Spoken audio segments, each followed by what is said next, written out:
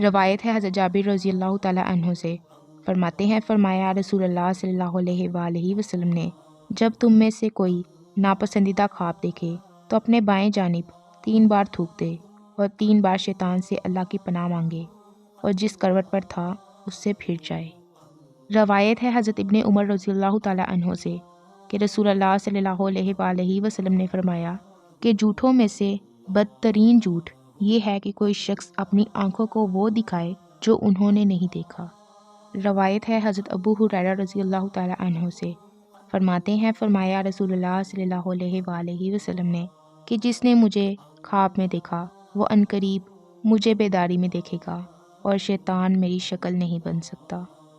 روایت ہے حضرت ابو قتادہ رضی اللہ تعالیٰ عنہ سے، فرماتے ہیں کہ فرمایا رسول اللہ صلی اللہ علیہ وآلہ وسلم نے کہ جس نے مجھے دیکھا اس نے حق دیکھا۔ روایت ہے حضرت ابو قتادہ رضی اللہ تعالیٰ عنہ سے، فرماتے ہیں کہ فرمایا رسول اللہ صلی اللہ علیہ وآلہ وسلم نے کہ اچھی خواب اللہ کی طرف سے ہے اور بری خواب شیطان کی طرف سے۔ تو جب تم میں سے کوئی پسندیدہ چیز دیکھے تو اپنے پیارے کے سوا کسی سے بیان نہ کرے، اور جب ناپسند بات دیکھے تو اس کی شر سے اور شیطان کی شر سے اللہ کی پناہ مانگے اور 3 بار تھوک دے اور اس کی خبر کسی کو نہ دے تو وہ خواب اسے مضر نہ ہوگی۔ روایت ہے حضرت ابو ہریرہ رضی اللہ تعالیٰ عنہ سے کہ رسول اللہ صلی اللہ علیہ وآلہ وسلم نے فرمایا کہ جس نے خواب میں مجھے دیکھا اس نے مجھے ہی دیکھا، کیونکہ شیطان میری شکل نہیں بن سکتا۔